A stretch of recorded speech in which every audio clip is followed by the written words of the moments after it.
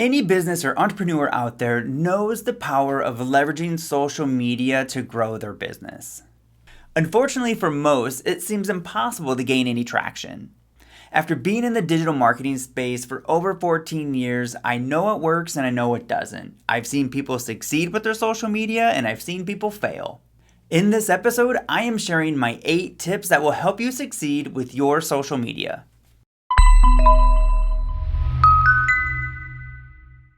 Hello and welcome back to another episode of the Liquid Digital Marketing Podcast. In this episode, we are talking about succeeding with social media, and I am sharing with you my 8 tips to succeed with social media.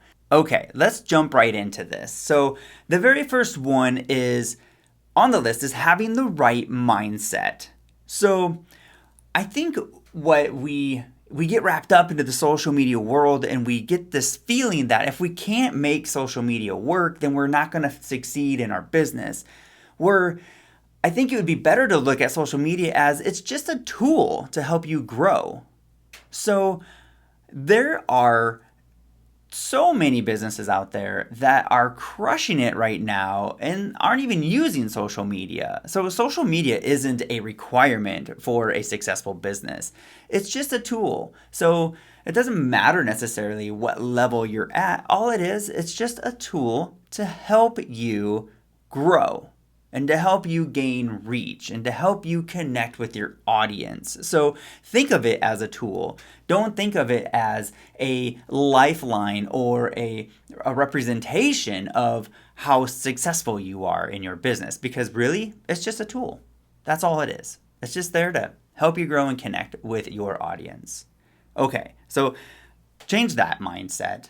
And then the other thing is knowing that oftentimes your social media channels are the assist in the purchase process or in whatever your objective is.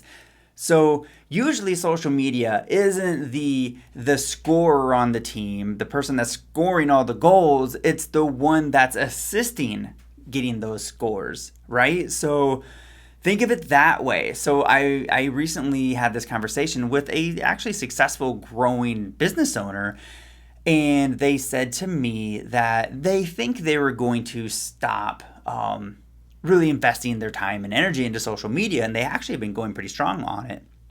Because when they looked at the numbers, almost all of their new clients came in from the podcast. It wasn't social media. It was the podcast. So they were like, well, let's just cut out social media because it's not really what's bringing us the clients. Well, it turns out social media isn't necessarily the one bringing you the clients, but it's the one that's bringing your clients to your podcast, which is then in turn bringing your clients to you. So when you cut out social media, you're going to see probably a drop in those podcast views. So think of social media as the assist, right? It's the very important part of the puzzle, but it doesn't necessarily mean it's the one that's always the thing that's driving the sale or the lead, right? So it's the assist. So those two mindset shifts really can make a big difference in how you approach social media and how you move through and navigate through your social media strategies.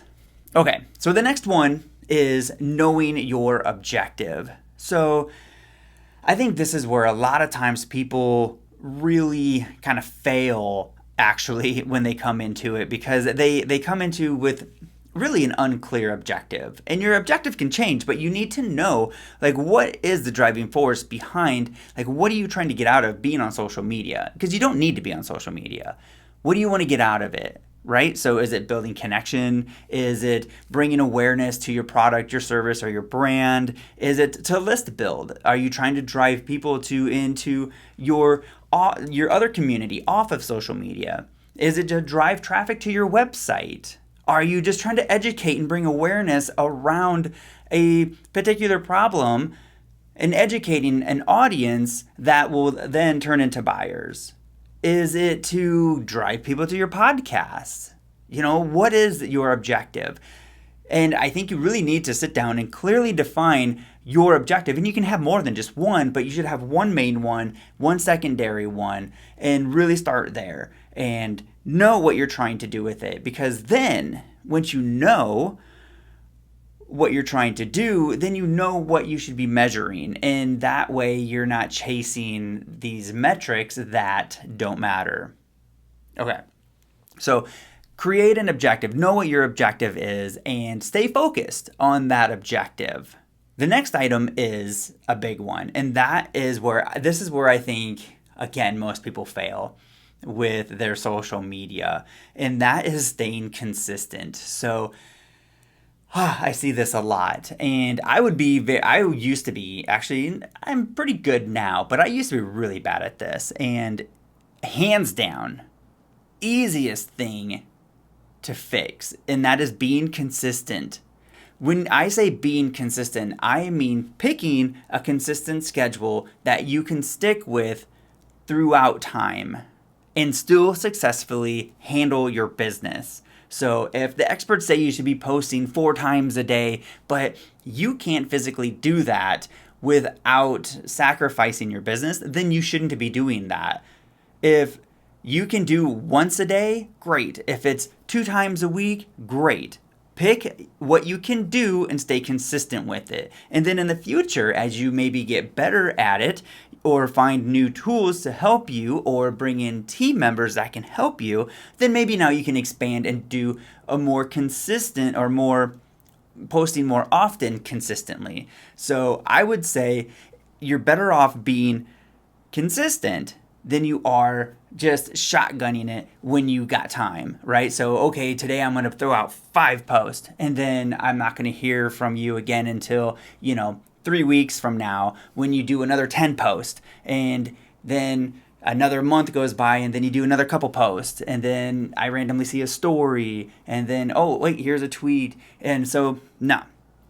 Pick a platform, pick your platforms, stay consistent on them. And to do that, I recommend batch creating your content. I would never be able to be consistent with our social media if I didn't batch create. For me, I was doing it once a week. On Fridays was my day. I would come in, I would record, I'd create content, I would then edit videos, I would create slides, I would do whatever I needed to do, and I had my content for that next week. Then I got a little bit wiser. As I did it, I realized, you know what? I can probably just do all of this in 1 month or 1 day, once a month. So I started doing that.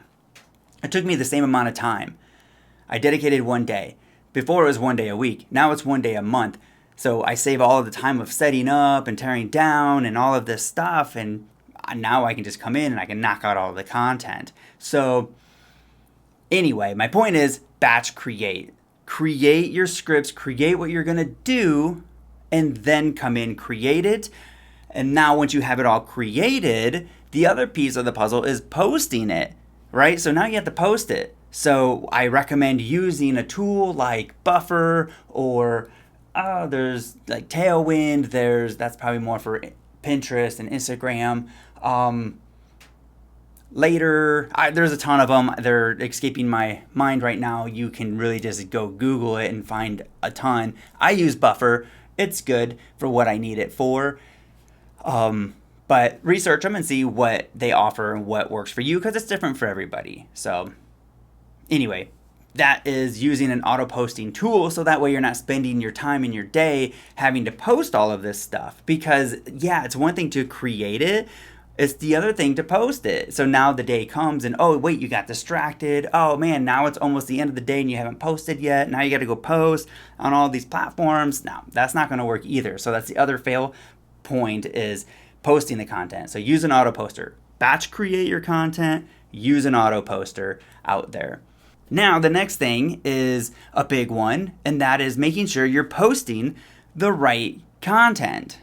So this is a bigger one. This one can get a little tricky, but what I recommend you do is create what they call content pillars. So create these, what we'll call categories or silos of different types of content that you're going to create. And I mean the topics of content you're going to create. So for us, it would be, maybe it's web design and email marketing and social media marketing and paid advertising. So maybe those are our silos that we create content on. So when I go to create content, I know that I'm going to create content in one of these silos, and I'm going to pick a topic, and it's going to fall always into one of these silos. So that's going to really help you when you go into creating the content.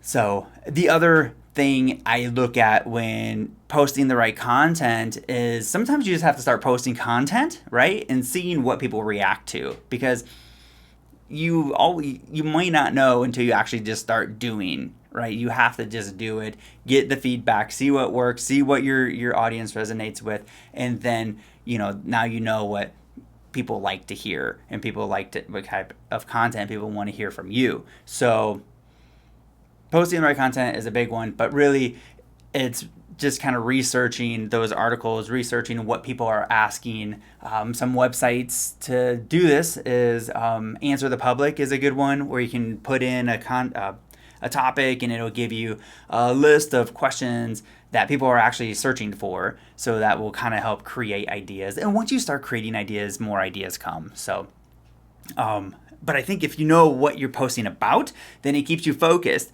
in on what you're talking about. So your channel's not everywhere. So the next one is measure what matters. And I'm going to start this off with letting you know what doesn't matter are other people's social stats. How many followers other people have, how many views other people are getting, how many likes other people are getting, how many comments other people are getting. None of that actually matters to your goal.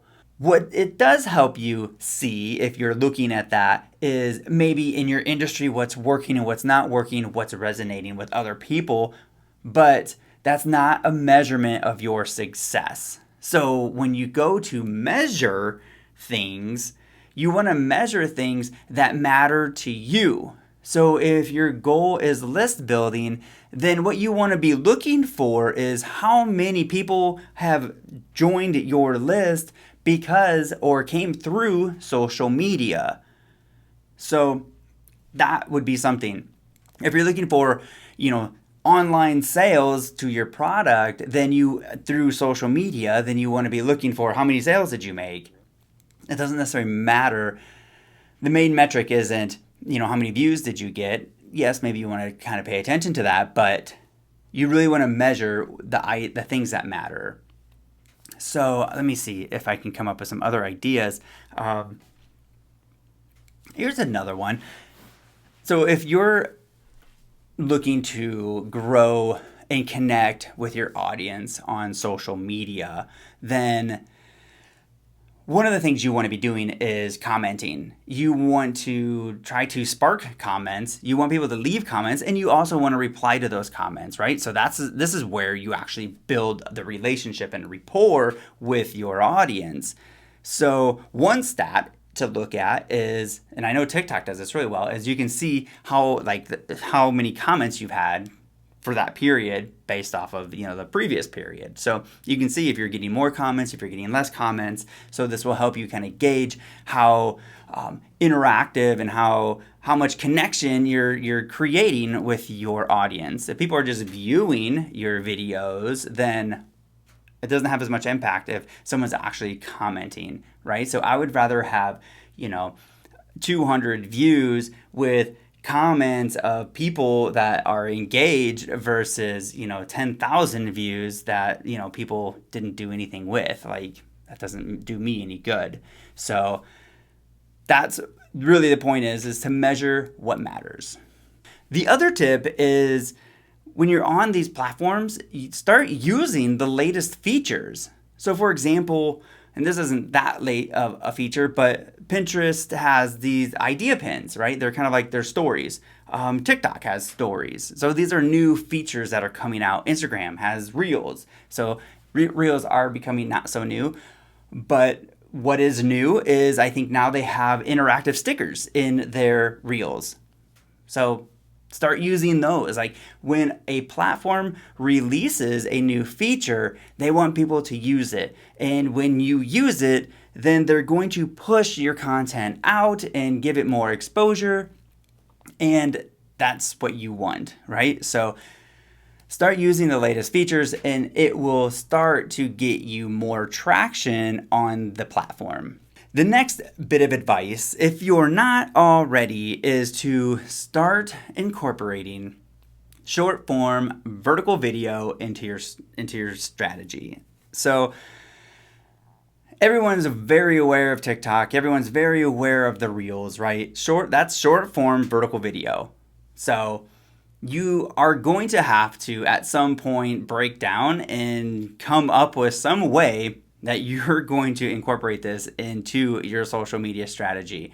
The days are gone where you're out there just posting photoshopped images on Instagram and growing a business from that. And I'm not saying that doesn't work, but what I am saying is it's not where they're headed.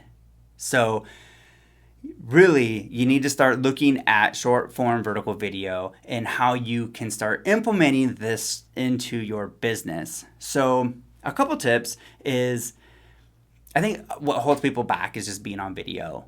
If you are not comfortable being on video, there's a lot of different options. So you can go out there and find creators and have them create content for you. Of course, you have to pay for it. It's called UGC, user generated content. And they don't have to have this big influential following or anything. They just have to have the ability to create content that's good, have good lighting, good camera, be able to talk and be in front of the camera and have good audio. And they just need to have these things, and then they can create content for you. So you can go out there and find these people that can help you create this content for your brand if there is no one in the company or you that is able to be in the videos. Then the other piece is you just have to do it, and you have to go in with the mindset that it's going to suck. You're going to suck. In the beginning, it's going to suck. Like I go back and look at my first videos that I did and they're cringy. Like I'm like, oh my gosh, these are not good. They're not that great. So I don't delete them because I think it's cool to go back and see how far you've come. You go to anyone's channel and you go back to their first stuff and it's not good, right? And then you kind of see how they grew and grew and grew and grew, and they get better and get better and get better, and you only get better by just doing it. So just do it and just expect it to not be good, and that's okay. You're not going to get a ton of views anyway, so who cares? Nobody cares. In fact, people like to see the authenticity of you going out there and doing it. So just get started. The other piece I would say is, really incorporating some of the things we talked about, like knowing what type of content. So do a little research and see what other people are posting in your industry, get some ideas, create your pillars, create scripts. Another tip, if you're creating these videos, they don't have to be fantastic all in one take, right? I will have my script and I'll just do a sentence at a time or 2 sentences or whatever. I'll just go until I mess up or whatever. Like you don't have to have this thing memorized and scripted perfectly. You can just, okay, well, I'm going to say this and then say it and then stop. And then, okay, I'm going to say this, say it and then stop. And then what you do is you have maybe this 2-minute video where you're paused. Then you just cut out the pauses and just leave all the parts that you want. And there's a ton of tools that you can do this with. CapCut is a free tool that you can install on your phone or iPad and just be able to, chop up your videos and add effects and text and layovers and captions. That's a popular one. I use Adobe Premiere. That's a more professional, complicated one. That's probably not one you'd want to start with, but there's a ton out there, right? So that would be my advice to getting started with vertical video. Okay, and then the last item on the list is to start focusing on building your personal brand. So through all of the years of our business, we've always just been Liquis Digital, and Liquis Digital has kind of been the forefront and out there in social, and it's just this company interacting with people. And what I've learned and what I've seen in others is people don't want to interact with a company. They just don't. Like, it's not, there's just something about it. I don't. You don't. We don't like to interact with companies. We want to interact with people. So when you're out there creating, especially now that video is even more so in social, you start to get a personal connection with the person behind the camera. So you start to get this personal brand created, and that's great, right? So now what you want to do is to start thinking about, like, you're the face of the brand. Like, you are creating this brand of who you are, and now you're able to give a more personal touch and talk about stories, and it's more relatable to a human than it is to a business. So really start thinking about that personal brand within your company. A good example is Tesla and Elon Musk, right? Like, Tesla is a great company, and Elon Musk is, there's a dude that's driving this company, right? So he has his own personal brand, and people are interested in what he's doing, and it's like, that's a very big example, but there's examples all over the place. So really what I'm seeing is a lot more personal brands kind of coming out of the woodwork behind these companies because of video. So start thinking about, to build that personal brand. People want to see kind of like behind the scenes, how things work, and that kind of stuff, stories about how you failed or how you've succeeded, and creating that personal connection. And then also, as people comment and interact, then they know who they're interacting with. So, okay, that is my 8 tips on succeeding with social media. I hope you found this helpful. If you did, we would love to see your feedback in the form of a review. So look, this is free advice. We'd love for you to go help us out and give us a review out there. Leave us a comment, and we'll see you in the next episode.